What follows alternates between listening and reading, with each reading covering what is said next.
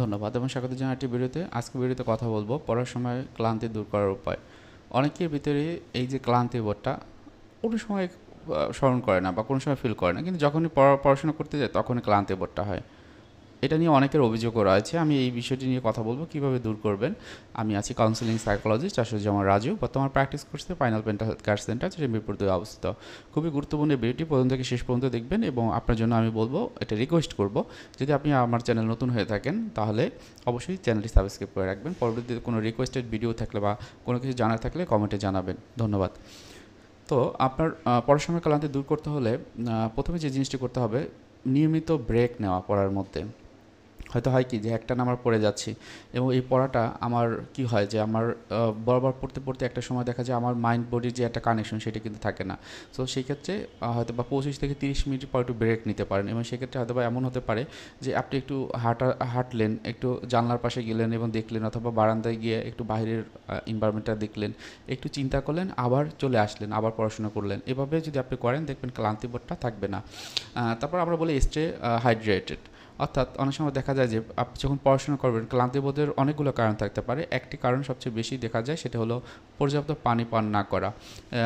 এইটার কারণে ডিহাইড্রেশন হয়ে গেলে দেখা যায় তাদের ভিতরে বিভিন্ন রকমের ক্লান্তিবোধ বা ফ্যাটিক কাজ করে এবং এটি তার কনসেন্ট্রেশনকেও কিন্তু এফেক্ট ফেলে, তার কনসেন্ট্রেশনটা ঠিকভাবে ধরে রাখতে পারে না। সুতরাং এই জায়গাটাতে আপনার খেয়াল রাখবেন যেন পর্যাপ্ত পানি আপনি পান করছেন কিনা।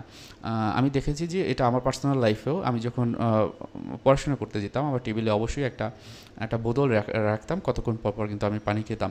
ঠিক একই জিনিসটা আপনি যদি এক্সামের ক্ষেত্রেও আপনি যদি এটি করেন, যে একটা প্রশ্ন আপনি লেখার পর একটু পানি খেয়ে নিলেন, দেখবেন আপনার পরবর্তীতে আপনার মনটা আরও সতেজ হবে এবং একটু ক্লান্তিবোধ থাকলেও সেটা দূর হয়ে যাবে। তারপর আমরা যেটা বলি যে মাইন্ডফুলনেস প্র্যাকটিস করা। আপনি হয়তো বা পড়াশোনা করছেন বা পড়াশোনা করতে বসবেন, এর আগে একটু মাইন্ডফুলনেস মেডিটেশন করতে পারেন। হয়তো বা আপনি এখানে 3 মিনিট বা 5 মিনিট একটু ব্যয় করতে পারেন। হয়তো বা একটু প্রেয়ার করতে পারেন, হ্যাঁ, যে আমি পড়াশোনা শুরু করেছি। এখন মাইন্ডফুলনেস মেডিটেশনের ক্ষেত্রে কী রকম, বিভিন্ন রকম থাকতে পারে। যেমন আপনি একটু বসলেন, চোখটা বন্ধ করলেন, আপনার হয়তো বিভিন্ন রকমের চিন্তা, সারাদিনের চিন্তা আপনার আসতেছে, অথবা গতকালকের চিন্তা বা পরের চিন্তা। আপনি কী করবেন, এই সময়টাকে নিজে নিজে ভাববেন যে আমার যত চিন্তাই আসুক না কেন, এই চিন্তাগুলো আমি ঠিক করব। এখন থেকে এই 2 ঘন্টা বা 3 ঘন্টা আমি পড়াশোনা করব, তারপর ওই যে চিন্তাটা আমার আসতেছে সেটা নিয়ে আমি বসবো এবং ওটা নিয়ে পরে কাজ করব। এটা আপনি যখন বলবেন দেখবেন মেন্টালি একটা সেট তৈরি হবে, তখন আপনার বডি এবং মাইন্ডের একটা কানেকশন তৈরি হবে। এবং এছাড়াও আপনি যেটা করতে পারেন, চোখ বন্ধ করে কিছুক্ষণ কোনো রকমের চিন্তা না করে আমি যে শ্বাস নিচ্ছি এবং শ্বাস ছাড়ছি এর দিক মনোযোগ দিয়ে থাকা। সেটি হয়তো বা আপনি যদি 10 মিনিট করতে পারেন, দ্যাটস নাইস। যদি এর চেয়ে বেশিও করতে পারেন, 30 মিনিট পর্যন্ত যদি করতে পারেন, এবার যদি পড়াশোনা করেন দেখবেন অনেক কিছু আপনি খুব সহজে বুঝতে পারছেন এবং আপনার ভিতরে কোনো রকমের ক্লান্তিবোধটা হবে না। এরপর আমরা যেটা বলি পর্যাপ্ত ঘুম। আপনি পর্যাপ্ত ঘুমটা খুবই ইম্পর্টেন্ট। আপনি যদি পর্যাপ্ত ঘুমাতে পারেন তাহলে দেখবেন আপনার কখনোই ক্লান্তিবোধ হবে না। কারণ আমাদের যখন পড়াশোনা করতে যাই তখন কী করতে হয়, যে আমাদের ফ্রন্টাল লোব এটা কিন্তু অ্যাক্টিভ থাকে। এটা কি করে, বিভিন্ন রকমের রিজনিংয়ের জন্য দায়ী, কোনো একটা ক্যালকুলেশন করার জন্য দায়ী। সো এটা যদি আপনি একটু পর্যাপ্ত ঘুমান তখন কিন্তু দেখবেন যে এটা শান্ত থাকবে, এক্সাইটেড থাকবে না। আবার আমাদের অটোনমিক নার্ভ সিস্টেমের কথা বলি, অটোনমিক নার্ভ সিস্টেম কিন্তু ভালো থাকে যদি আমি সঠিকভাবে ঘুমাই ঠিক সময়। এখন ঘুমানোর সময়টা আপনার কিন্তু ভেরি করতে পারে, 7 থেকে 9 ঘন্টা অ্যাটলিস্ট অ্যাডাল্টদের জন্য দরকার। তো এটা খেয়াল রাখবেন যে রাতের ঘুমটা যেন রাতেই হয়, রাতের ঘুমটা যেন দিনে না হয়। এবং দিনের বেলা যতটুকু সম্ভব আপনি সজাগ থাকবেন। অবশ্যই অনেকে আছে যে পড়ার সময় হচ্ছে যে বিছানায়তে পড়াশোনা করে, এটা কখনোই ঠিক না। আপনার বেডটা সবসময় রাখবেন যে আপনার ঘুমের জন্য, এবং পড়াশোনার চেয়ার টেবিলের উপরে ঘুমানোর চেষ্টা করবেন। তারপর যেটা আসে যে এক্সারসাইজ রেগুলারলি, খুবই ইম্পর্টেন্ট এটি। কারণ আপনি যেহেতু পড়াশোনা করতে চাচ্ছেন, বিভিন্ন রকমের ক্লান্তিবোধ কাজ করে, আপনি যদি নিয়মিত এক্সারসাইজ করেন তখন আপনার এই যে ফ্রন্টাল লোবের কথা বললাম এটা কিন্তু অ্যাক্টিভ হবে, তখন আপনার ক্লান্তিবোধ দূর করে, বরং আপনাকে একটা ভালো একটা এনভায়রনমেন্ট তৈরি করে দেবে আপনার মনে এবং শরীরে। এবং এর মাধ্যমে দেখবেন যে আপনার পড়ার মনটা খুব ভালোভাবে বসবে। এটা খুবই এফেক্টিভ এবং নিজে নিজেই করতে পারবেন। তারপরে যেটা হয়, ইট নিউট্রিশিয়াস মিলস, অর্থাৎ বা খাবার দাবারের জন্য পর্যাপ্ত শর্করা আমিষ এগুলো থাকে। হয়তো বা এমন হতে পারে যে আপনি ক্ষুধা লেগেছে, তখন অল্প অল্প কিছু খেতে পারেন। আমাদের এক ম্যাডাম ছিল, তিনি বলতেন যে তোমাদের যখন অনেক পড়াশোনা করবা তোমরা ডার্ক চকলেটগুলো রাখবা, কারণ ওটা খেলে দেখবে যে তোমার ভিতরে ক্লান্তি বোধ থাকবে না এবং একটা সতেজতা বোধ হবে। সো আপনারা এটা করতে পারেন, এটা দেখবেন খুব ভালো কাজ করবে। তবে অবশ্যই মনে রাখবেন বিভিন্ন রকমের সুগার বা হাই ফ্যাট ফুড যেগুলো রয়েছে সেগুলো দূরে রাখার চেষ্টা করবে, এগুলো কম খাওয়ার জন্য। তারপরে যে জিনিসটা অবশ্যই আপনার এই স্ট্রেসকে ম্যানেজ করতে হবে। আমি এই যে ফ্রন্টাল লবের কথা বলতেছি, এছাড়া অন্যান্য যে আমাদের ব্রেনের পার্ট রয়েছে, থ্যালামাস, হাইপোথ্যালামাস এবং অ্যামিগডালা, এই জায়গাগুলো যখন পড়তে বসি তখন কিন্তু বিভিন্ন রকমের চিন্তা আমাদের আসে। ইভেন আমরা যখন অনেকে আছে যে নামাজ পড়ি বা একটা প্রেয়ার করি, তখন কিন্তু বিভিন্ন রকমের চিন্তা হয়। সো এর চিন্তাগুলোর কারণ হলো স্ট্রেস বা অ্যাংজাইটি। আমাদের ওই সময় কি সুখের কোনো স্মৃতি মনে পড়ে? আপনি কি কখনো লক্ষ্য করেছেন? করে না। তখনই মানসিক চাপ যেগুলো রয়েছে সেগুলো চলে আসে। সুতরাং এই ক্ষেত্রে এগুলো ম্যানেজ করা খুব ইম্পর্ট্যান্ট, এবং সেক্ষেত্রে আপনি ডিপ ব্রিদিং করতে পারেন, ব্রিদিং এক্সারসাইজ করতে পারেন, অথবা পিএমআর বলি, প্রোগ্রেসিভ মাসেল রিল্যাক্সেশন, যে যে এক্সারসাইজটি সেটি করতে পারেন। আপনি নিয়ত জার্নালিং করতে পারেন, অর্থাৎ একটা জায়গাতে আপনার প্রতিদিন কীভাবে যায় এবং ওই দিনগুলো কী চিন্তা কাজ করে, কী অনুভূতি, কী ধরনের আচরণ করেন, খুব সুন্দরভাবে একটা ডায়েরি আপনি মেনটেন করতে পারেন, যেখানে আপনার সব কথাগুলো লিখে রাখবেন। এটাও দেখবে আপনার মনের খোরাক যোগাবে এবং আপনি অ্যাক্টিভ থাকবেন সবসময়তেই, আপনি নিজের সম্পর্কে সচেতন থাকবেন। আপনার এরপর বলি যে একটা কমফোর্টেবল এনভায়রনমেন্ট খুবই গুরুত্বপূর্ণ আপনার একটা পড়াশোনার পরিবেশের কারণে। পড়াশোনা আপনি করবেন, এনভায়রনমেন্টটা যদি এলোমেলো থাকে, বিভিন্ন রকমের নয়েজই থাকে, দেখা যায় যে কমফোর্টেবল ফিল করছেন না, হয়তো বা আবহাওয়াটা ঠিক না, তখন কিন্তু এটা একটা প্রবলেম তৈরি হবে। সেক্ষেত্রে আমি যদি আমার ক্ষেত্রে বলি, অনেক সময় এমনও হয়েছে যে আমি কিন্তু আমার বই নিয়ে বাইরে চলে গেছি, হয়তো বা বাইরে গিয়েও কিন্তু পড়াশোনা করেছি। হয়তো বা গরমের সময় আমি এমন একটা ঠান্ডা জায়গাতে গিয়েছি, গাছের নিচে পড়াশোনা করেছি, এবং ওই সময় পড়াশোনাটা কিন্তু ভালো লাগে। আবার অনেকে তো দেখেছি যে অনেক বেশি হচ্ছে যে ঠান্ডা, তখন কি করেছি, আমি বই নিয়ে হয়তো বা ছাদে, অথবা দেখা গিয়েছে যে একটু বাইরে গিয়েছে, যে জায়গাতে অনেক বেশি আলো পড়ে বা রৌদ্র পড়ে, সেখানে গিয়ে কিন্তু আমার এই যে পড়াশোনাটা আমি কন্টিনিউ করেছি। সুতরাং এনভায়রনমেন্টটা যেন কমফোর্টেবল থাকে সেটা সবসময় মনে রাখবেন এবং সেটা চেষ্টা করবেন। তারপর স্ট্র্যাটেজি কিন্তু বিভিন্ন রকমের টেকনিক আছে। আপনি কি কখনো দেখেছেন যে কী কী টেকনিক আছে? অনেক রকমের টেকনিক আছে, একটু সেটা চেষ্টা করতে পারেন। হয়তো বা একটা বিষয় আপনি পড়ার আগে একটা কগনিটিভ ম্যাপ তৈরি করে নিতে পারেন, অর্থাৎ আমি এই প্রশ্নটা পড়বো, এই প্রশ্নের ভিতরে কী কী আছে একটু দেখি। সেক্ষেত্রে আপনি কী করতে পারেন, একটা নোট ডাউন করতে পারেন যে এই প্রশ্নটার নিচে এই সাবহেডিংগুলো আছে বা এই কিওয়ার্ডগুলো আছে, খুবই ইম্পর্টেন্ট, এগুলো নোট করলে ফেললেন। এরপর আর ২-৩ বার আপনি পড়েন, দেখবেন আপনার কগনিশনটা খুব বেশি কাজ করবে, আপনি খুব অল্পতেই পড়াশোনা করতে পারবেন। এরপর আমরা বলি চাঙ্কিং, অর্থাৎ এটা কী রকম, মনে করেন আপনি একটা মোবাইল নাম্বার মনে রাখবেন, সেটা হতে পারে জিপির মোবাইল নাম্বার 01715-ড্যাশ ড্যাশ ড্যাশ।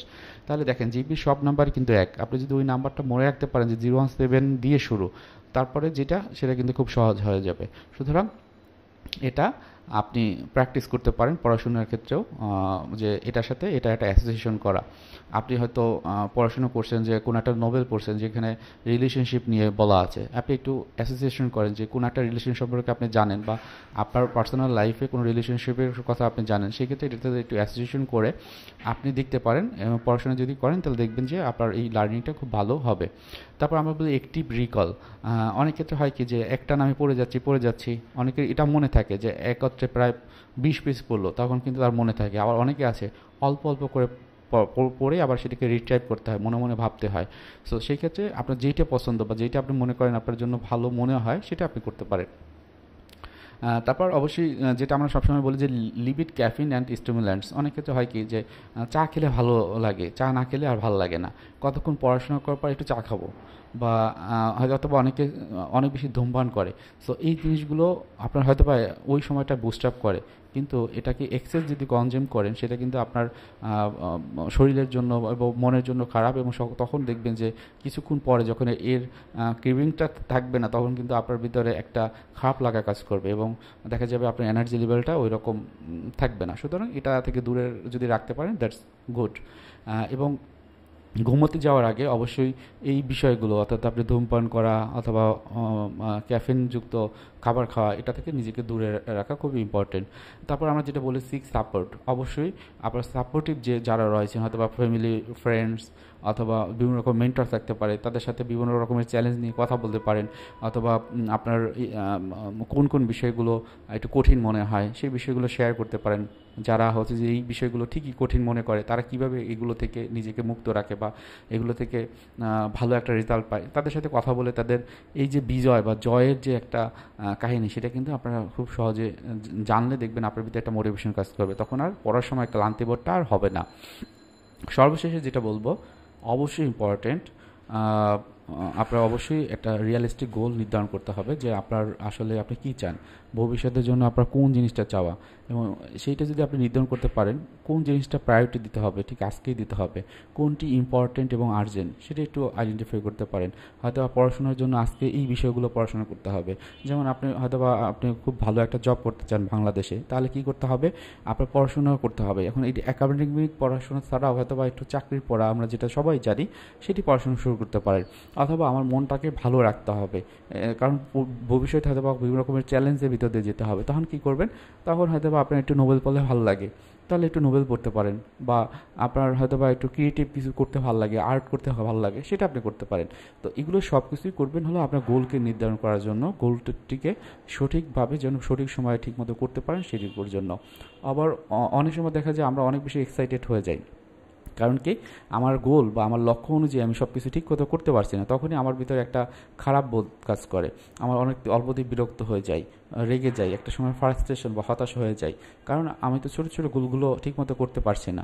সেক্ষেত্রে অবশ্যই একজন প্রফেশনাল হেল্প আপনি নিতে পারেন, বা আপনার প্রবলেমটা কীভাবে সমাধান করবেন তার জন্য প্রথমে আইডেন্টিফাই করবেন আপনার কী কী গোল ছিল, বা কোন কোন জায়গাতে আপনি বিভিন্ন রকমের ব্লকেজ তৈরি হয়, আপনি সামনে আগাতে পারেন না। এগুলো যদি একটু লিখে ফেলতে পারেন, এবং অল্টারনেটিভ কী হতে পারে, কীভাবে আপনাকে এটাকে ভালোভাবে ডিল করতে পারেন সেটা যদি লিখতে পারেন এবং সেই অনুযায়ী অল্প অল্প করে আগাতে পারেন, খুবই সহজ। একটা জিনিস আমি বলতে চাচ্ছি যে আমার ভিডিওগুলো আপনারা যারা দেখবেন, এটা কিন্তু প্র্যাকটিক্যাল কিছু র বিষয় থাকে, সুতরাং এটি শুধুমাত্র শুনে গেলাম আর আপনি পারবেন, তার চেয়ে বরং আপনি এটিকে নিজের ভিতরে ধারণ করা এবং অল্প অল্প করে এগুলো প্র্যাকটিস করা। আপনি যদি নিয়মিত প্র্যাকটিস করেন, হয়তো বা একটা সময় দেখবেন এগুলো আপনার জন্য খুবই সহজ হয়ে যাবে। তখন আপনার লাইফটা যেমন সুন্দর হবে, সাথে সাথে আপনি দেখবেন আপনার যে প্রোডাক্টিভিটি আগের থেকে অনেক গুণ বেড়ে যাবে। সুতরাং এগুলো খেয়াল রাখবেন এবং নিয়মিত চর্চা করবেন। আশা করি আপনার পড়াশোনার সময় যে ক্লান্তিবোধটা সেটা আপনি নিজেই দূর করতে পারবেন। আজকে ভিডিওটি এখানেই থাকছে। আপনি যদি চ্যানেল নতুন হয়ে থাকেন, আরেকবার রিকোয়েস্ট করে আমি ভিডিওটি শেষ করব, সেটা হলো অবশ্যই আমার চ্যানেলটি সাবস্ক্রাইব করে রাখবেন। সবার জন্য শুভকামনা। আসসালামু আলাইকুম।